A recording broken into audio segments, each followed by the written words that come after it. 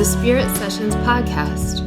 I'm your guide, Katie Silcox, bringing you your weekly self-love soundbite. Join us, where I'll help you find your true spiritual home, where every single aspect of you is holy ground, holy ground, holy ground, holy ground.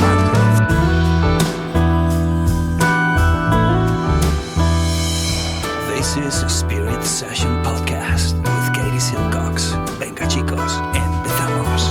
5, 4, 3, 2, 1, 0.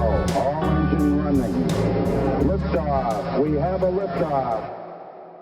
Hi everyone, Katie here. This podcast is intended to inspire you, educate you, and most importantly, support you on your journey towards knowing who you really are, that inner self, that inner teacher.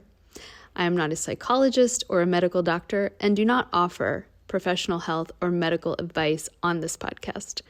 If you are suffering from any kind of psychological or medical issue, please do the right thing and seek help from your qualified health professional.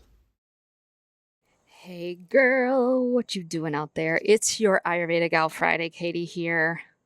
I'm excited about this episode, I'm not gonna lie. We have had the request for this and it kind of hits home for me personally. We are going to talk today about dating apps, spiritually, yay or nay.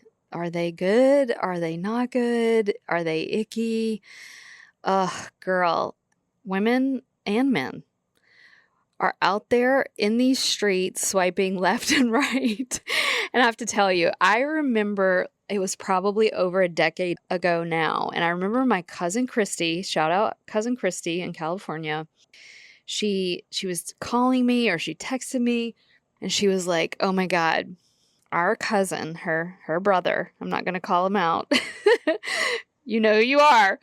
She was like, he's on this thing, Katie, and it's called a dating app and it's called Tinder and it's so gross. And it's like, they're like playing cards. They're like playing cards of women and he's just swiping left and right. And I remember feeling this sort of nauseous, sick feeling in my stomach. Like, I hate that. And I think those initial feelings that we have, and I felt the same when I started like looking at and kind of using ChatGPT. Like there's this immediate human visceral gut punch when it comes to these technological media, social media based things kind of taking over something in our culture that's been in the realm of like the sacred. And I just want to say, like, I think that these conversations have to be nuanced and they have to be held within what Jung would call the tension of the opposites. And we are always looking to find like, what's the right thing? What's the best thing? What's the right answer? And I think like any technology, and we can even look to the word tantra, which in a way kind of means, tantra means a method, right? A technology. And so from a tantric perspective, and when I say tantra, I'm not talking about sex. I'm talking about tantra in the sense that all of life is energy, neither good nor bad, simply energy that we move towards our goal. And that goal might be helpful for humanity and ourselves and our awakening and our love, or it might be harmful.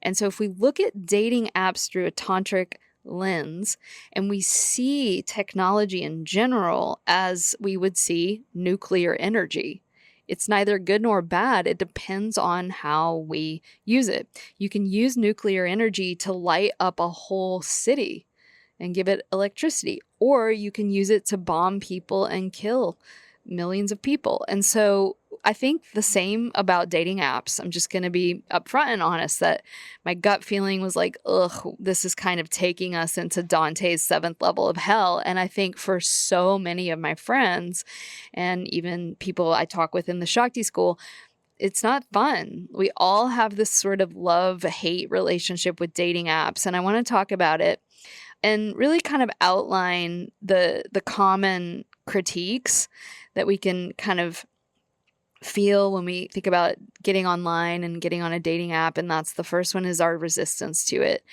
And I think the spiritual loss when it comes to dating apps is that there isn't that like organic, magical sense of meeting someone out in the wild. Dating apps can feel really transactional. It's like we're shopping for people. You're also stimulating your dopaminic nervous system. You're getting that dopamine hit when you're scrolling and then someone likes you, right? And you get that match and you're getting that little boost, you're getting that little hit. And what social psychologists are now showing is that some people can get addicted to dating apps and that dopamine hit of someone liking them or getting a message from someone or that flirtation on the apps. You can get addicted to that, just as you can get addicted to gambling. And so in that addiction, there's actually not any human connection involved. You're simply addicted to the dopamine. So it overstimulates the nervous system. It's transactional. It's also encourages like grass is greener mentality because there's so many people, right? It gives the illusion of the multitude. And therefore, if I don't like something about you, I go on a date with you, 2 dates with you, I can just drop you for the next person. Whereas our ancestors, we find that they would usually date people that lived within 5 miles from their house, and there were just less choices. And so the downside is that there's so many choices, but the upside is also magical in that there are so many choices. Whereas maybe our great grandmothers, they wouldn't have had a lot of options and they could have gotten stuck in relationships and marriages that were convenient, but maybe not good for them. And so we can see both sides of that. But when we encourage that grass is greener mentality, there can be that like lack of depth. There's also this phenomenon that comes from media studies called the medium is the message, meaning if I meet you on an app, there might be this unconscious feeling of devaluation. I met you on an app, therefore you I value less than someone I met through a friend or a coworker or through a parent. And so what we see in the statistics with dating apps is that people actually have much higher rates of breaking up, of divorce when it comes from dating apps than when it doesn't. There's also the obvious objectification of people's physical appearances, right? It's so much of it is based on a picture of someone. And I have used dating apps and I've also often felt like, what if I just met this person in a restaurant or at a party or walking the dog? And what if they had just like the most amazing personality, but I wouldn't have known that just from a one-off photo. And so it really can encourage superficiality. And, I think obviously I'm a woman using a dating app, and I think men have a really different experience on dating apps from what I've heard from male friends. And so a lot of men can feel like it is really challenging to deal with just like this constant not getting matches or rejection, or this feeling of the women on there might be on there for the wrong reasons.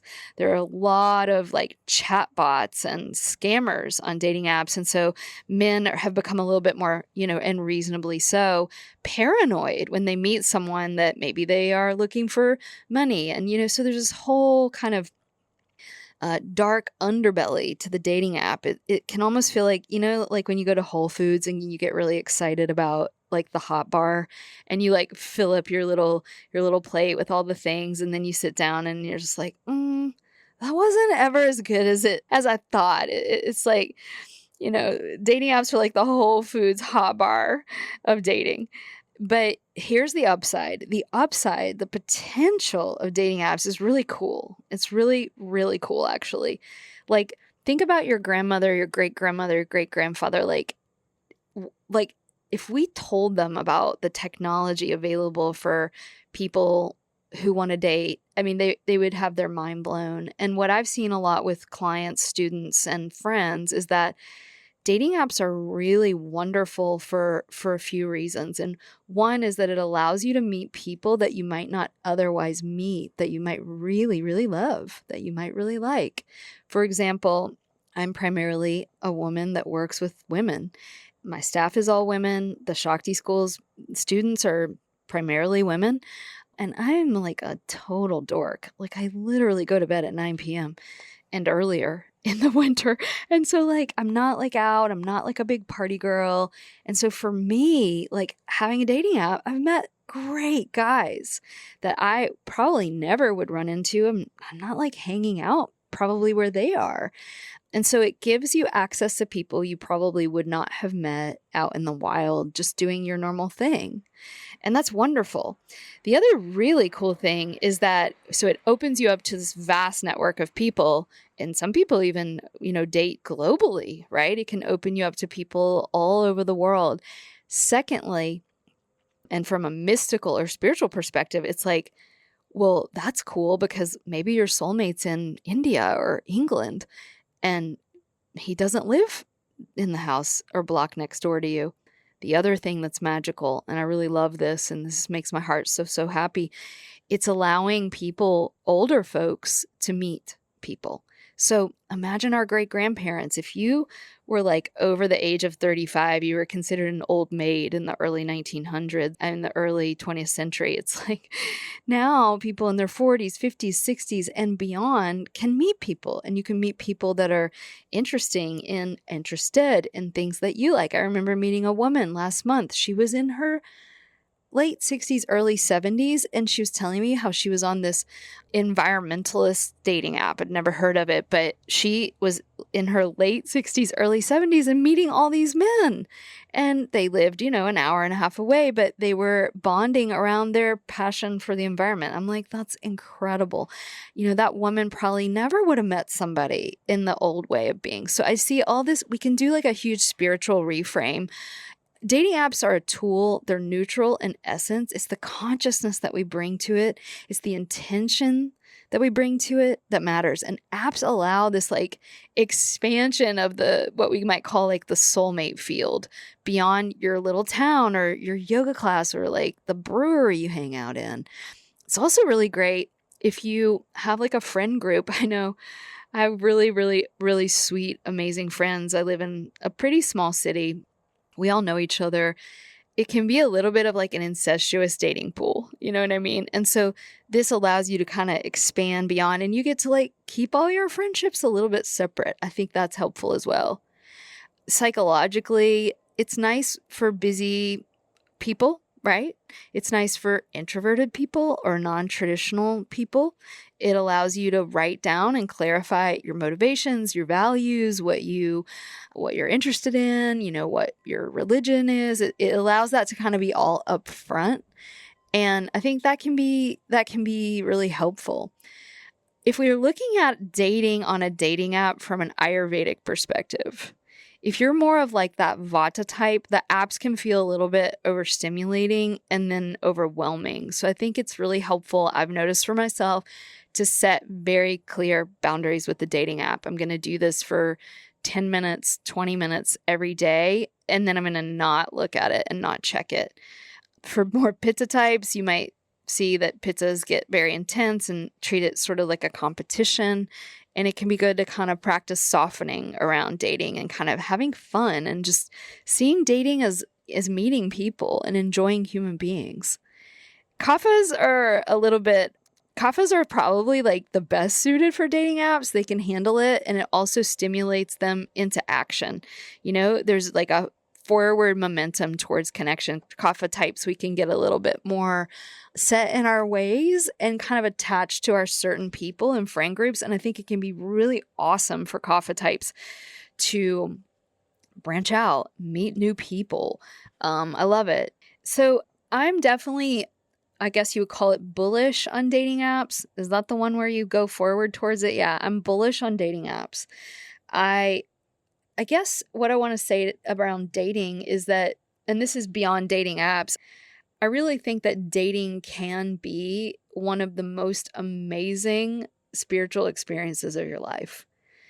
Dating is super uncomfortable. It challenges all of our safety nets. It challenges our comfort zones. And when you go out on a dating app date, it's essentially always a blind date, okay? No fun, right? Remember back in the 80s, raise your hand if you're from that era or earlier, or the 90s, man, where you just like go out with people that you already had met. Dating apps make you go out on lots and lots and lots of first dates. And like that sucks. But from a tantric perspective, it allows us to get in touch with our anxiety, with our social anxiety, with our discomfort, with our ego structure. For me, when I was dating a lot more, I would literally do this amazing practice that I want to share with you guys. I would approach dating very intentionally.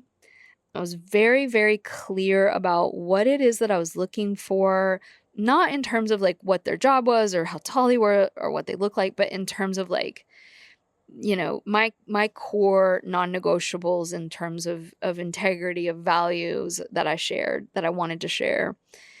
And I would go out just like for a coffee date or like a public walk. I wasn't interested in like going out on a big dinner date. I never wanted men to like buy me lots of things or dinners, to start.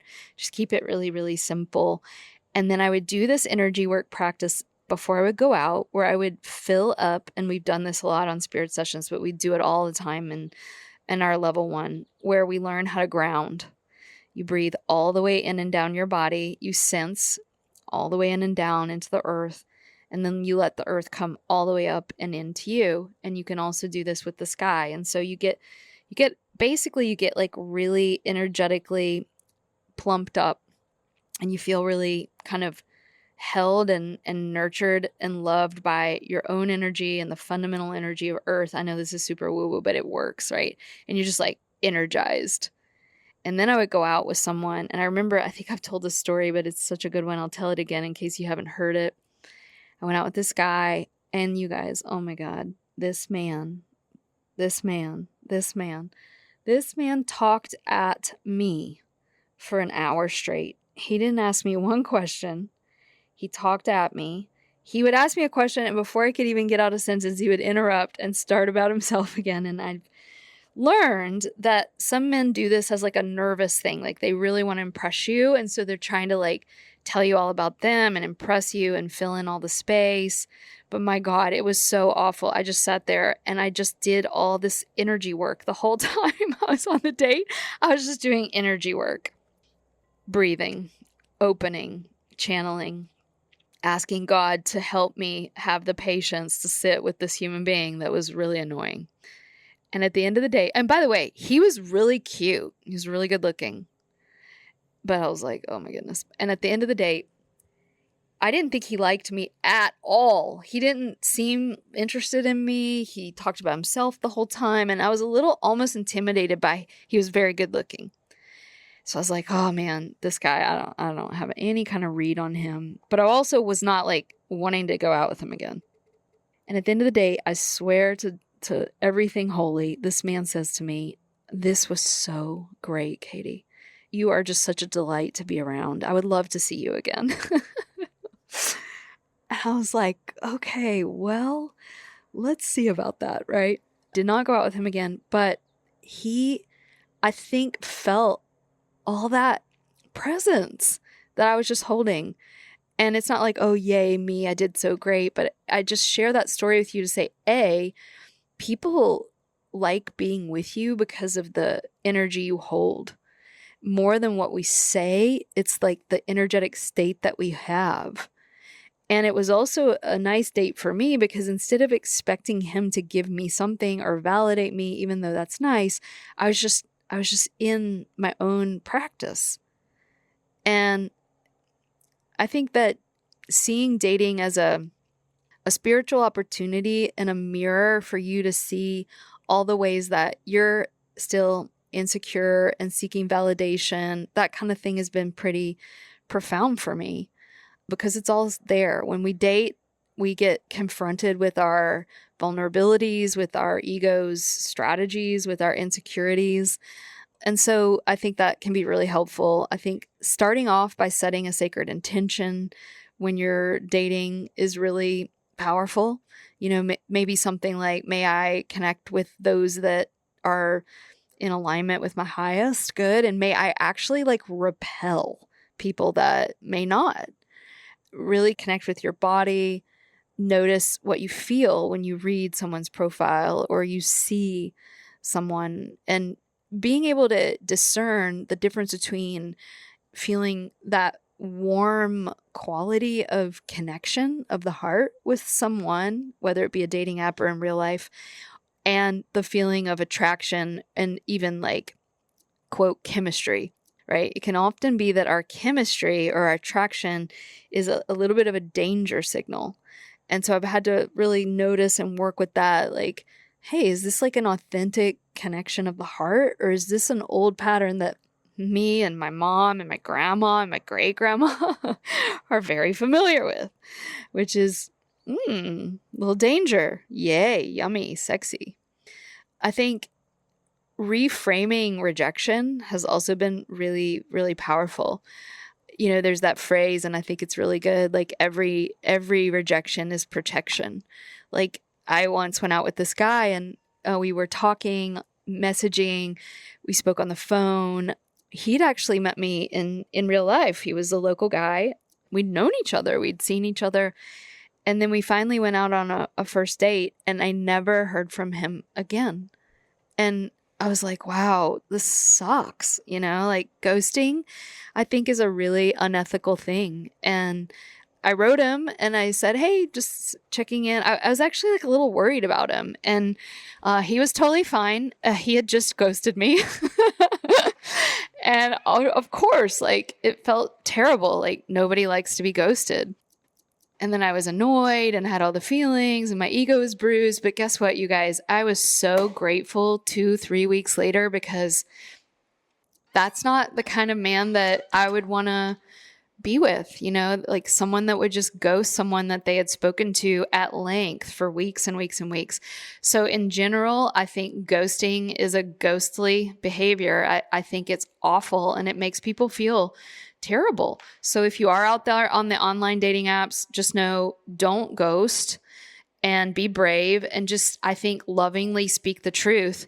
I had a friend give me a one-liner that I'll share with you that I used a lot when dating. And the one-liner was, hey, I had a really good time with you and I enjoy getting to know you, but I don't think it's a good fit for me. And you can elaborate on that if you want, but it's just, that is hard to say, but it's an honest answer and it stings, but it lets the person move on and with clarity. Ghosting is super toxic and obviously for a lot of people in the world can trigger their abandonment traumas, etc. And so I would just say, be brave and be kind and tell someone, hey, I'm not interested in you, and be aware that that may also happen to you. And rejection is a part of dating, especially on the apps, right?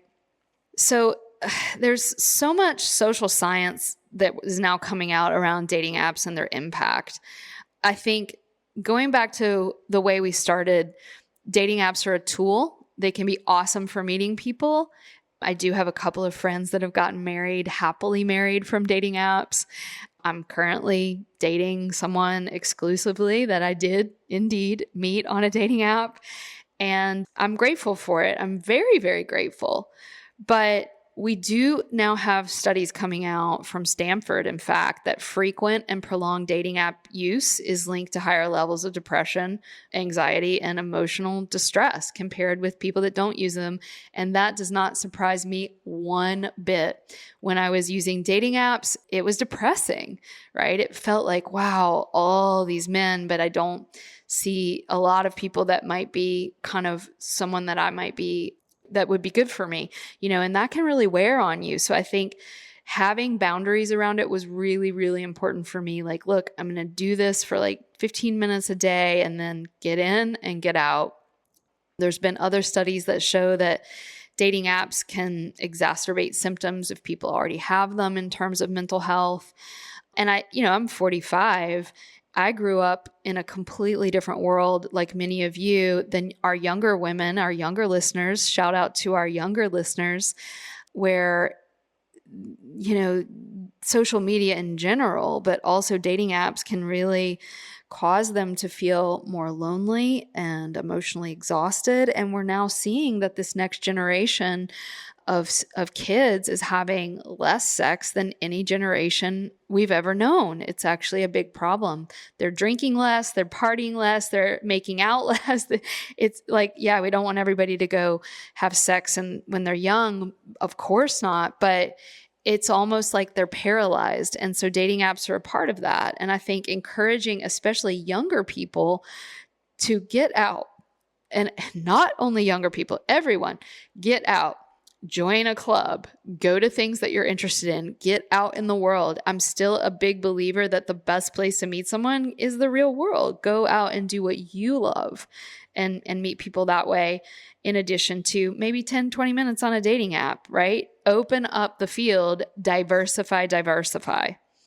We also see that 86% of studies reported negative impacts on body image from using dating apps. That one shocked me. And why that's happening, they surmise, is that users compare themselves to others and their curated profiles, which makes them feel a sense of dissatisfaction. As I said before, the people that made dating apps designed them to be addictive, just like gambling. The swiping and those dings, the notifications, all give us those same dopamine responses that gambling does. And so that addictive loop fuels compulsively checking the app and emotional dependence on the validation that it gives you. So again, boundaries. Addiction deepens anxiety and low self-worth. So users of dating apps also report less sociosexual restriction, meaning, what does that mean? It means greater openness to casual sex, and this holds true across the genders. They've also done a study of 500 participants, found that men with the dark triad traits, which means narcissism, psychopathy, and Machiavellianism, report more sexual success via the apps. That's banana sandwich. What that means is that there are a certain subset of men that are actually attracting a lot of the women. And these are the more dark triad types that can love bomb you and, manipulate you. And so you have to go into it with your eyes wide open. If someone's love bombing you, it's a big red flag. And so there's a lot of things that, and not to mention just one more kind of negative is the safety and privacy stuff. Oh my goodness. That's a big problem with the scammers, but also just the fact that you're putting yourself out there, right? You're putting your photo out there. And so just to really everyone using a dating app, always be safe, always meet in a public park or, a crowded public park or public restaurants. Do not tell them where you live. This should be very obvious, but just to kind of name the obvious, have a couple dates with someone before you're alone with them. Really, really important to do your research on people. Google them. I have a really good girlfriend that has an in with let's just say someone in the intelligence community, and she runs their paperwork every time she goes out with someone. I get it, right? We want to keep safe. And so, I think all in all, if we look at this from a tantric perspective, dating apps are just like any tool. They are dependent upon how you use them and the energy that you bring to them. If you're wondering if a spiritual seeker can really find love on a dating app, I'm going to give you my wholehearted yes. I have seen it happen. It is messy. It's maddening. It can also be magical, right? And so it can be really easy, though, also to fall into a very spiritually bankrupt place with dating apps. And so I just wanted to give you guys my thoughts about it, unpack a little bit of the pros and cons. I think that in conclusion, if I were going to say, if you were my friend or you were a client of mine, I would say, heck yes, get on a dating app, but use it like you would use nuclear energy. Use it wisely, channel it wisely, have wonderful boundaries around it. And most importantly, do the intention setting, do that clarifying intention setting before you go on the app. Be very clear about what it is that I really want. What are my non-negotiables? What what am I calling into my life? And keeping that at the forefront of your dating experience so that you don't get caught up in mere attraction, and that you really stay tried and true to that heart's deepest longing of what you really want from the dating app. My most recent experience on the dating app, I was meeting a lot of really, really, really genuinely nice guys. I'm going to be honest. I met handsome, successful, kind, normal dudes. And I was like, wow, I'm meeting a lot of really nice men. And I would say to those men, and I learned this from my best friend, shout out Mayor Hogan. I learned this technique. She did this, and it was, I am dating more than one really, really nice guy. I wasn't like hooking up with them. I was just kind of honestly interviewing them and getting to know them. And when I would meet these men, I would say to them, my heart is really open for love and a partner and a long-term companion. And I am dating for marriage. I'm dating for commitment. And I'm dating a couple of you. And honestly, may the best man win. And that, guys, that's not my tendency at all. That's not my tendency at all. And surprisingly, all of these guys were like, cool. Okay, great. And if anything, it kind of motivated them, and it was not a manipulation tactic at all. I just really wanted to be dating a few really nice guys and have options and, go slow and create friendships that would blossom into something real. And then I met the guy that I'm currently dating, and it was like, oh yeah. And I said the exact same thing to him. And within a few dates, it was very clear that I didn't want to date anybody else, that I did not want to, right? And so I think that method was great because it allowed me to really just like get to know a lot of great people and to be in the abundance of dating and in the fun and the friendship of meeting lots of really good men. Because guess what, ladies out there and gentlemen, there are so many great guys out there. I had to actually shift, myself a little bit around this, but there are so many great guys out there. These guys do want love. They want relationship, and same with women. Now, are there a lot of psychos and a lot of dark triads and really messed up people? For sure. And so that's why we have to go into it, with a lot of awareness, but there is hope. And I'm a big, big fan of people meeting and loving one another. And I hope that this podcast inspired you. And if you are out there on the dating apps, I hope it soothed you and gave you a little bit of hope and maybe some tips. And yes, in conclusion, dating apps can be spiritual experiences. You got to know what you're doing. You got to be conscious, and you got to set great boundaries. I hope you have a great dating experience, and I'm wishing all of us lots of love and real connection.